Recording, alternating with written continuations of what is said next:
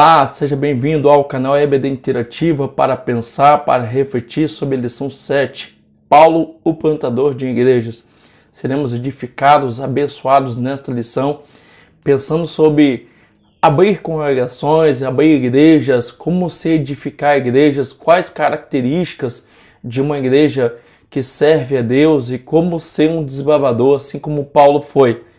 Antes eu quero convidar você de falarmos desta lição, a se inscrever no canal EBD Interativo e você ativar o sino para ser notificado das próximas lições e assim ser abençoado. Eu quero aproveitar esse momento aqui para deixar um abraço ao professor Anderson Alves, alguém que sempre nos acompanha aqui no canal e sempre está divulgando este canal. Somos gratos a Deus pela vida do Anderson Alves aí, que Deus possa estar abençoando cada vez mais. Então vamos à lição número 7, pensando sobre Paulo, o plantador de igrejas. Texto áureo. Eu plantei, Apolo regou, mas Deus deu o crescimento. 1 Coríntios capítulo 3, versículo 6. Somente nesse texto áureo já temos uma verdade profunda, né? Existe um corpo, existe uma equipe trabalhando para que a igreja seja edificada. Dois homens, principais aí, Paulo e Apolo, e principalmente Deus dando o crescimento, Deus abençoando, e daí temos uma obra tão louvável como aconteceu no século I, na igreja primitiva. Verdade prática. A experiência com Cristo é o mais poderoso fator motivacional para plantar igrejas, ou seja, uma vez tendo o encontro com Cristo, como Paulo fala, ele vai dizer, estou constrangido, como não pregar este evangelho? A consciência do chamado, a experiência com Cristo, sem dúvida, é um fator motivacional muito grande para se plantar igrejas. Talvez você esteja se perguntando ainda, quais são os objetivos elencados nesta lição?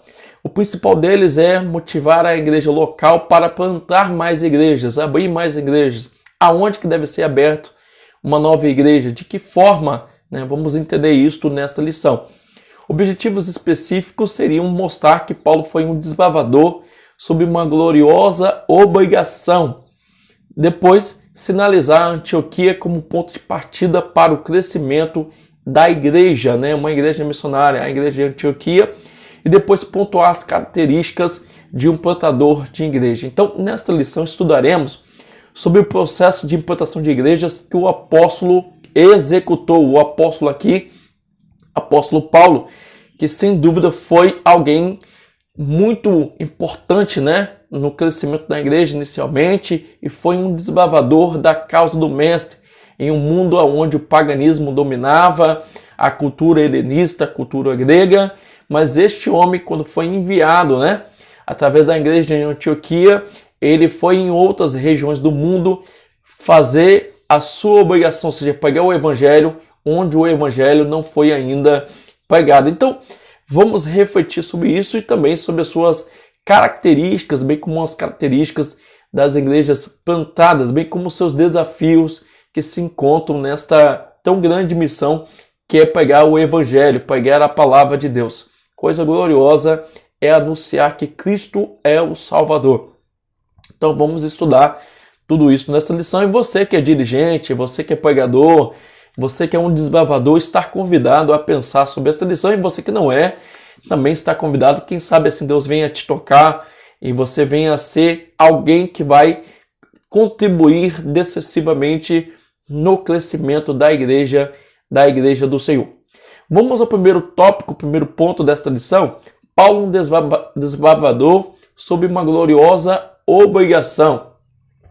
Paulo, o desbravador aí, sem dúvida foi muito importante nesse primeiro contexto aí, no mundo gentílico, e ele chega a dizer aos coríntios, olha, se eu prego, eu tenho uma recompensa, mas se eu não pregar, ai de mim de não anunciar o evangelho. Paulo entendeu muito bem que estava sobre ele a missão de pregar o evangelho, de anunciar o evangelho, independente das adversidades, das dificuldades. Foi alguém que desbravou, foi alguém que alastou o evangelho, independente das dificuldades. Nós encontramos pessoas no meio da nossa caminhada que diz que se a obra facilitar a vida dele em algum momento, ele vai pregar o evangelho, ele vai anunciar o evangelho. Do contrário, ele não vai anunciar. porque ele não veio para sofrer. Paulo, interessante, que contribui decisivamente, né, no crescimento, na implantação de inúmeras igrejas, ele não olha as dificuldades.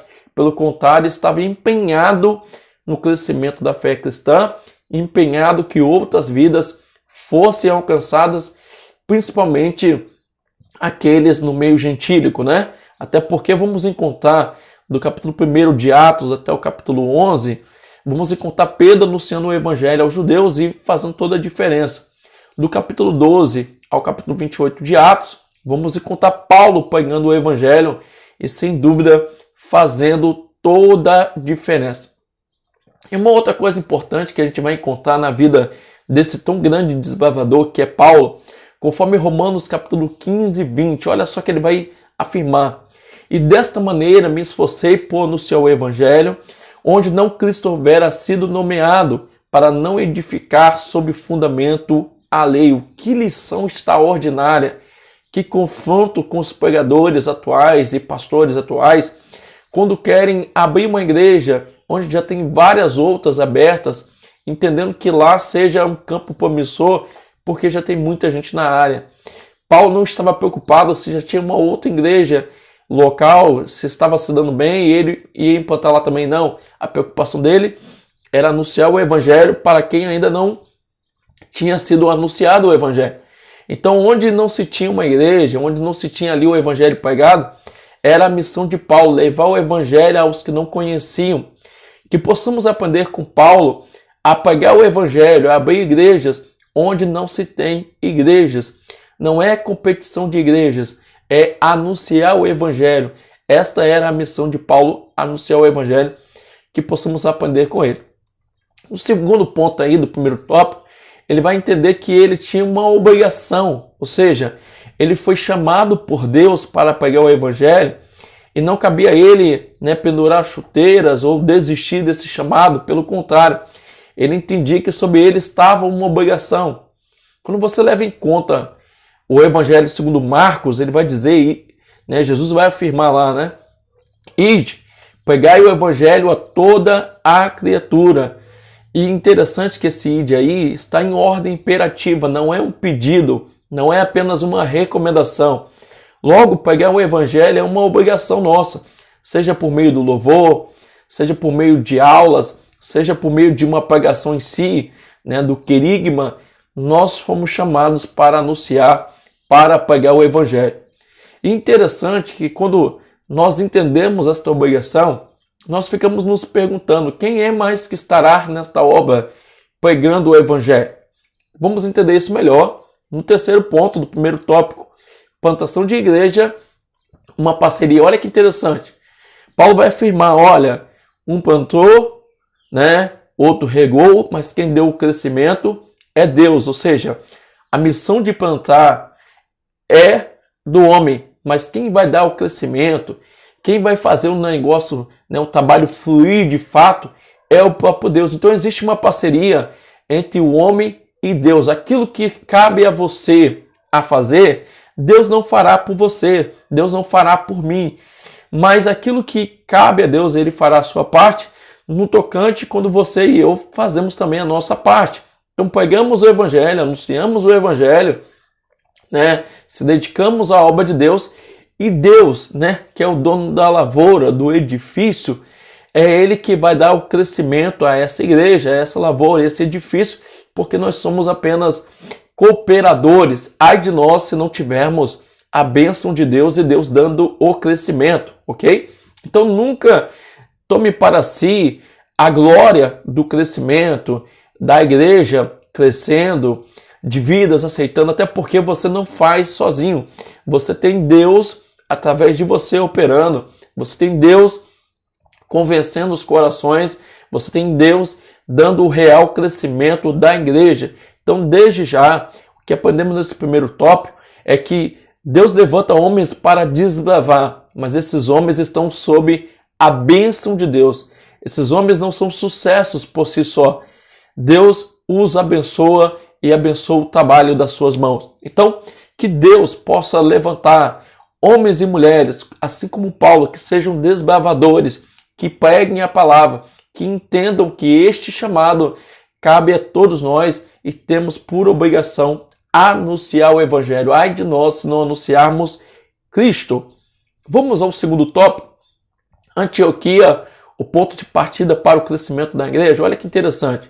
Antioquia, podemos dizer que era uma igreja missionária.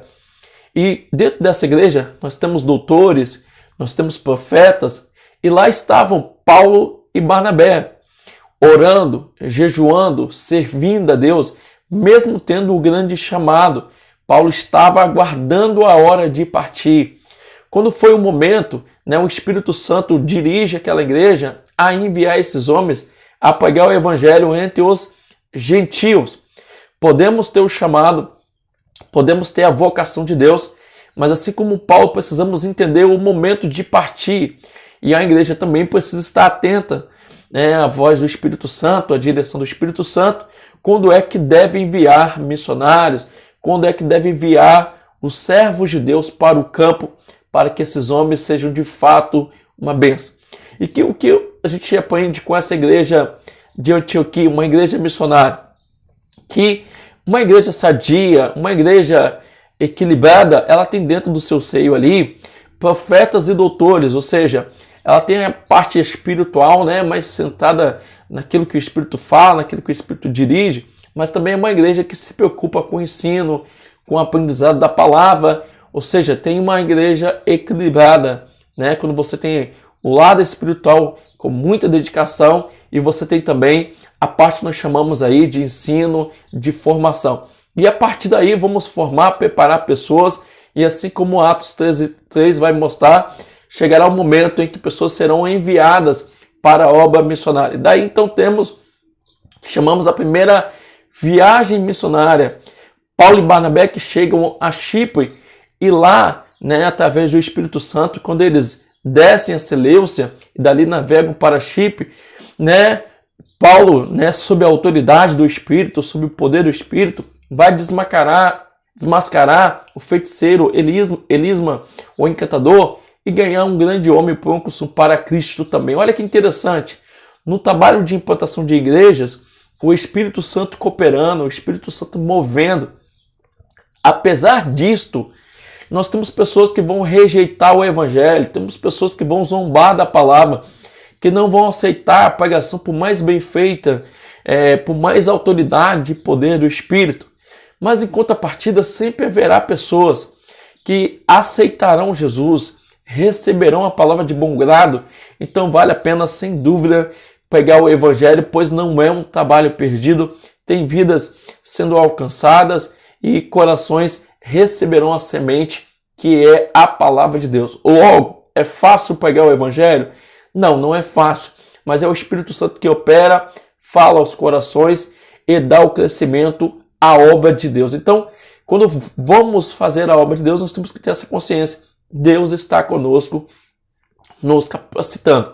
A primeira viagem missionária foi uma bênção, foi um sucesso, mas aí chega o momento da segunda viagem missionária. Olha que interessante. Antes de partir para a segunda viagem missionária, nós temos o registro ali do Concílio de Jerusalém, Atos 15, onde vai se mostrar e se confirmar que a igreja do Senhor estava crescendo entre os gentios. E a partir daí, tinha-se uma preocupação, como fazer em relação às igrejas. O que exigir das igrejas agora, que estavam sendo formadas, implantadas. E aí, Atos 15 vai determinar o que deveria se regular, se exigir dos irmãos da parte dos gentios. E nesta segunda caminhada, nessa segunda viagem missionária, Paulo vai intencionar ir para a Ásia, mas ele foi impedido pelo Espírito Santo de ir pregar na Ásia. Olha que interessante, por que o Espírito Santo impediria Paulo de pregar na Ásia? Você vai encontrar mais à frente Paulo pregando na Ásia, ou seja, nesse primeiro momento ele é impedido. Não temos uma informação bíblica do porquê, mas existe sim um propósito. E com certeza não devemos pregar o Evangelho simplesmente por uma ótica evangelística, logística, estratégica. Devemos pregar o Evangelho e ir aonde o Espírito Santo nos conduzir. E o Espírito Santo vai conduzir Paulo, então, não para a Ásia, e sim para a Macedônia, quando dá a ele uma visão onde ele tem passa a Macedônia e ajuda-nos. Mesmo indo sob a direção do Espírito Santo, sob a direção de Deus, Paulo teve inúmeras dificuldades nessa travessia e quando lá estava pregando o evangelho. Apesar dessas dificuldades, de ser ali chicoteado, escarnecido e tudo mais, através do ministério e do desbravamento do apóstolo Paulo, igrejas eram implantadas, o evangelho estava sendo expandido, pessoas eram alcançadas amplamente, ou seja, quem estava crescendo? O reino de Deus. Devemos pensar sempre não na igreja local, não na placa denominacional, mas devemos pensar na igreja enquanto reino de Deus. A cada igreja que cresce, é o reino de Deus que cresce. A cada vez que pessoas são alcançadas, é o reino de Deus que cresce, que se expande e que possamos pregar o evangelho, anunciar o evangelho, pensando no reino de Deus, assim como o apóstolo Paulo. Quando falamos, então, de igrejas, nós devemos pensar na característica da igreja que agrada ao Senhor e nas características das igrejas implantadas ali no século I. Vamos, então, ao terceiro tópico, característica de um plantador de igrejas, né? É alguém que, de fato, é motivado pelo chamado, como uma forma nós já falamos aqui, né? Que Paulo entendeu que ele estava diante de um chamado de Deus divino, então ele entendia que tinha que pregar o evangelho e ele não só anunciava para abrir novas igrejas, ele estava preocupado na perseverança dos irmãos na fé. Ou seja, ei, quantos querem aceitar Jesus, mas ao mesmo tempo você está firme com Cristo? Um verdadeiro pregador, um pregador genuíno da palavra, ele se preocupa com quantos vão levantar as mãos, que todos aceitem Jesus? Sim, mas também ele vai se preocupar como Paulo, né? Que as pessoas estejam firmes na presença do Senhor. Queremos às vezes pregar como Paulo, ter um sucesso como Paulo, mas temos que lembrar que Paulo, antes de pregar o evangelho e ter o alcance que teve, ele foi experimentar no deserto da vida. Deus o capacitou neste grande deserto, né? Fazendo o quê? Trabalhar no seu temperamento, no seu caráter, na sua personalidade. Justamente para que ele não tomasse a glória para si, para que ele não se perdesse pelo caminho, para que ele de fato cumprisse a missão que Deus o outorgou, o chamou para pregar. Você pregador, você pastor, missionário, de fato já foi atraído pelo Espírito ao deserto. Deus já falou ao seu coração, já trabalhou no seu caráter, já forjou a sua personalidade, já estruturou a sua vida, pois, do contrário, você tem um grande risco. Pregar o evangelho sem o devido preparo é risco de ganhar outros para Cristo e se perder no caminho. Então, precisamos ser igual Paulo, né? Que consiga pregar aos outros e não se perder pelo caminho. Sendo um desbravador como Paulo foi, sem dúvida tinha que ter um grande preparo para glorificar a Deus e a pregação do evangelho. Vamos ao terceiro ponto do terceiro tópico. A igreja segundo as Escrituras. Olha que interessante. Toda a plantação de igreja e toda a igreja que se inicia, ela deve levar em conta as Sagradas Escrituras, porque as Escrituras é o manual de fé da igreja saudável, da igreja que serve ao Senhor. Então deve se levar em conta se de fato está segundo as Escrituras. Também, uma igreja sadia, uma igreja que serve ao Senhor de fato, é uma igreja que busca continuamente um relacionamento pessoal com Deus. E nesse relacionamento pessoal com Deus, ela alcança os seus irmãos amando, manifestando o amor uns pelos outros, não somente aos irmãos locais, mas também aos pecadores. Lembra do texto de João 13:35? E nisto conhecerão que sois meus discípulos, quando amardes uns aos outros. O amor ao próximo revela que de fato temos Cristo em nós. Temos um relacionamento com Cristo, né? Aquele amor ágape, e aí mostra uma igreja que de fato serve ao Senhor. Uma outra característica de uma igreja saudável, segundo as Escrituras, que era plantada pelo apóstolo Paulo, ela era uma igreja revestida, ou seja, o batismo com o Espírito Santo, no Espírito Santo, se fazia presente na igreja. Paulo tinha essa preocupação. Quem ainda não foi batizado né, impor as mãos e trazer o batismo sobre esta pessoa, até porque o batismo com o Espírito Santo, esse revestimento, esse poder, possibilitaria a igreja crescer e ficar firme. Quando a igreja tem, né, em conta a busca pelo batismo com o Espírito Santo e a busca dos dons espirituais, sem dúvida essa igreja terá a operação do Espírito Santo nela, e com isso a manifestação de dons espirituais, ministeriais e de serviço, conforme Romanos 12, 1 Coríntios 12 e Efésios 4. Quando uma igreja está movida pelo Espírito Santo, tendo liberdade para o Espírito Santo trabalhar dentro dela, uma igreja como essa, sem dúvida, vai ter a autoridade de Deus para que expulsar demônios, curar enfermos e, sem dúvida, a pregação da palavra será com autoridade, porque será feito o quê? No Espírito Santo. Uma igreja saudável, uma igreja que cresce, olha que interessante. Um outro ponto da igreja implantada ali no primeiro século pelo apóstolo Paulo, era uma igreja que perseverava na palavra e na oração.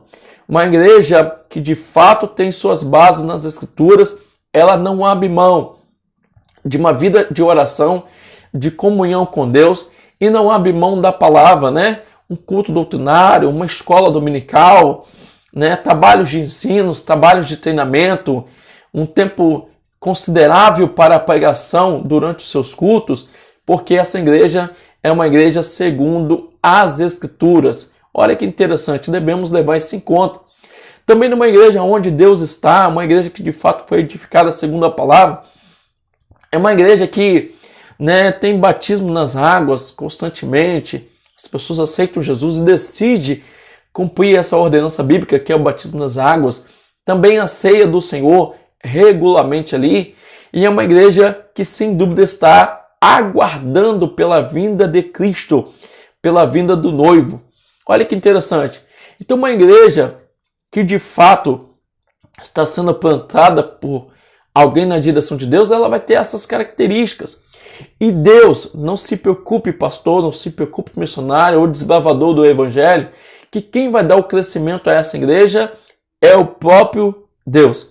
O que eu aprendo e reflito com você aqui nesta lição? Não deveríamos estar preocupados em expandir nome, em expandir placa denominacional, em ter tantas congregações. Deveríamos estar preocupados, assim como Paulo, de pregar o evangelho aonde o evangelho ainda não foi anunciado, aonde o evangelho ainda não foi pregado, para que outras pessoas possam aceitar Jesus. Pois mais importante que uma construção local de um templo, de uma casa, para que o nome de Deus possa ser adorado, é vidas, é pessoas serem alcançadas, porque a igreja, primeiramente, conforme aprendemos do grego, somos nós. Igreja não é o espaço físico, igreja primeiramente somos nós. Então, a preocupação de um desbravador, a preocupação de um missionário, não é a quantidade de locais que vão ser abertos, mas é a quantidade de pessoas que aceitarão Jesus e lá estará implantada uma igreja. Que possamos voltar às raízes, que possamos voltar às Escrituras e entender como se implanta a igreja segundo as Escrituras e cumprir este tão grande chamado, que é anunciar o evangelho onde ele ainda não foi anunciado, que é abrir uma igreja onde a igreja ainda não foi aberta, para que assim o reino de Deus e a igreja possa expandir, ok? Pensamos nisso, reflitamos sobre isso cada vez mais.